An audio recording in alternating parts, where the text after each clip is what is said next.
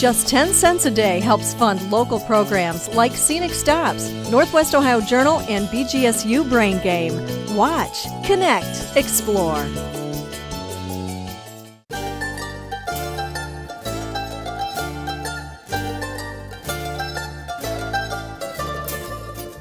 I was born in Italy. I graduated from college in winemaking, fermentation science and chemistry. And I moved to Ohio in 1984 at a winery called Menti. Now it's called Firelands. Ohio has a very rich history. A lot of people don't realize that. Granted, a lot of the history in the beginning were history that belonged to what they call it, the old people grapes, you know, the Catawba, the Niagara, and so forth. But before Prohibition, Ohio was the #1 state in the nation in grape growing and winemaking production. In Sandusky, there was 33 wineries at one point with over 1 million gallons of capacity. So there was a lot of production. Around over here, we had one of the oldest winery in the United States that was called Stoics here in Sandusky.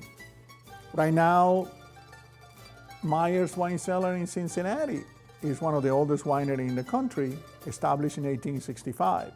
When I came on board at Firelands, I wanted to give a different direction. The original variety was planted. Of course, there was the Chardonnay, the typical Chardonnay. There was the Riesling, and so forth. I introduced at Firelands the first Pinot Grigio in Ohio. We were the first one to plant it. And right now we have about 7 acres of Pinot Grigio on Narbass Island. And Firelands is also right now, it's the first winery that planted what we call it Dolcetto, which is another northern Italian variety, a red variety. We were the first one to plant a Dolcetto. But what unique at Firelands is, besides those steps that we took to bring some new variety here in the state of Ohio, is that we have our own appellation. An appellation is, for those who doesn't know, Sonoma is an appellation, Napa Valley is an appellation, Lake Erie is an appellation. We are part of the Lake Erie appellation, but we also have our own appellation, which is called Isle St. George, who, if I'm not mistaken, is the smallest appellation in the United States. So only us can use that appellation. Nobody else can use it. So that's the uniqueness over there. Lake Erie is our friends in our industry. Lake Erie has a tendency to delay the bud breaking, so less chances for frost. And the Lake Erie, since it's going to be one of the shallowest of the Great Lakes, is only 200 feet deep in the deepest point. Warm up very quick during the summertime, and then warms last longer in the fall. So that Lake Erie effect that helps to prolong the growing season and helps maturing the grapes, and that it's a big factor for us.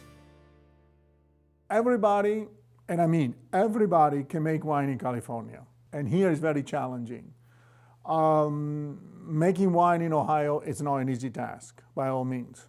And when you end up with a product that it's far better or it shows very well in wine competitions against some of the Western US winery, it's very rewarding.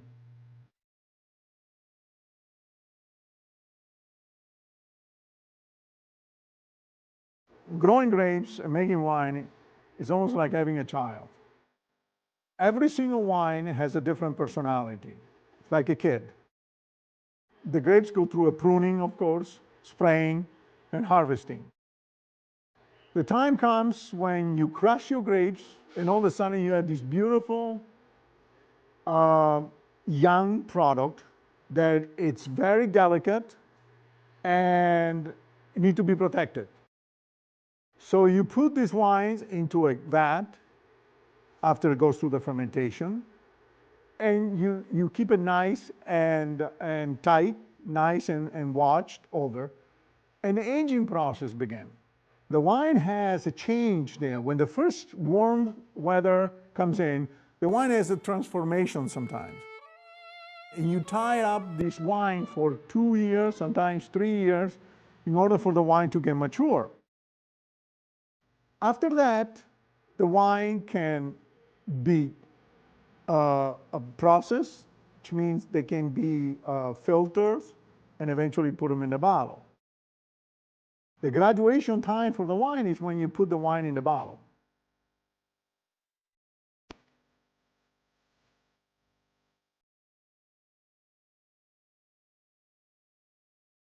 Scenic Stops is brought to you by WBGU-TV. Support great local programming by giving now at wbgu.org/pledge.